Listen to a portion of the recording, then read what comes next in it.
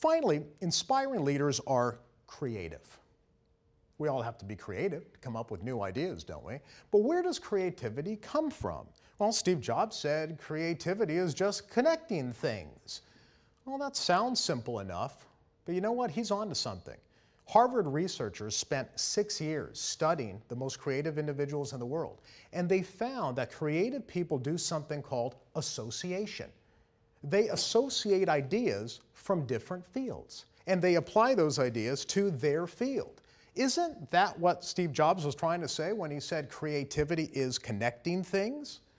Steve Jobs has been doing this his whole life. When he took calligraphy as a college student, they had no practical application to his life at the time, but it came back to him when he created the Macintosh. First computer with beautiful typeface and calligraphy and fonts. He's done this throughout his whole life. A lot of the great products that we see from Apple, for example, have come to him, or at least have been inspired by his research into totally different fields. A lot of people don't realize this, but the Apple stores were inspired by the Four Seasons hotel chain. Steve Jobs sat around in a conference room with some of the people who were behind the Apple store, and they asked themselves, who offers the best customer service? It wasn't another computer store at the time. It was a hotel chain. That's why when you walk into an Apple store, you will not find a cashier, but you will find a concierge. Again, associating ideas from different fields. But it's not just putting together things. It's not just connecting things. I think it's connecting people as well. People with diverse experiences, people with diverse ideas. Listen to this quote from Steve Jobs. Part of what made the Macintosh great was that the people working on it were musicians and poets and artists and zoologists and historians who also happened to be the best computer scientists in the world. So again, creativity comes from not only connecting ideas and things, but also from connecting ideas from people who have diverse experiences as well. So creativity, vision, passion, I think they all go hand in hand. And now if I have a few minutes, I do want to talk to you specifically about some communication techniques that you can use today, right after this conference. So you can have creative ideas, but if you can't communicate those ideas effectively, then what does it matter? A neuroscientist once told me, Carmine, the brain does not pay attention to boring things.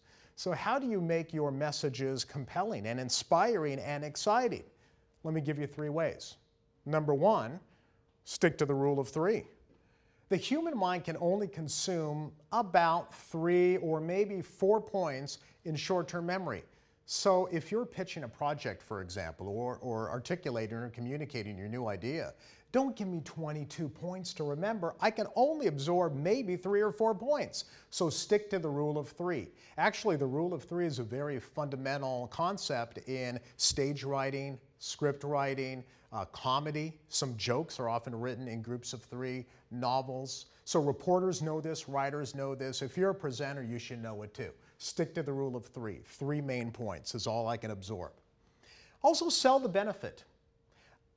Your idea may mean a lot to you, but it doesn't mean anything to me unless it helps me improve my life, my company, my department in some way. I learned this in journalism school, folks. So Journalism 101. You always have to ask yourself, what's in it for the reader? Because your reader is asking himself, what's in it for me? Why should I care? So remember, you're not just selling products. You're not just selling technology. You're selling hopes and dreams. If I'm your customer, for example, I don't care about your company necessarily. I don't care about your technology or your service. I care about myself.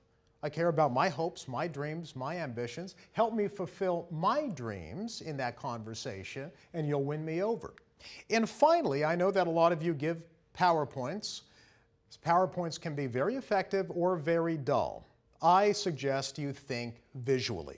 Thinking visually simply means that images are better processed and better remembered than simply words and text alone. I'm not asking you to blow up all your PowerPoint slides, but I am suggesting that you think a little differently about how you frame and visualize key concepts. This is called picture superiority. Psychologists call it the picture superiority effect. It's a very simple concept. In essence, it means that when information is delivered verbally, people will remember about 10% of the information. Add a picture, add an image, and retention goes up to 65%. So if you want to be more effective when you're delivering those creative ideas, think visually, sell the benefit, and of course stick to 3 main message points. And that will help you communicate that idea in a way that is actionable and will get people really inspired about your idea. Let me leave you with just one more quick story. A Disney executive who was charged with revitalizing the Disney brand turned to Steve Jobs, Disney's largest shareholder, and asked for advice. So Steve just had 2 words: dream bigger. And that's the advice I'm going to give you today. Give yourself permission to dream. Dream bigger about your role in the company, about the company itself, and about its technology and its ability to move society forward. Give yourself permission to dream. Be visionary, be passionate, be inspiring, be astonishing. Because as marketers, that's what we need from you. That's what we expect from you. Be the chief inspiration officer, not only for this brand, but for the people in your life. Thank you very much for giving me some time to share these ideas with you today.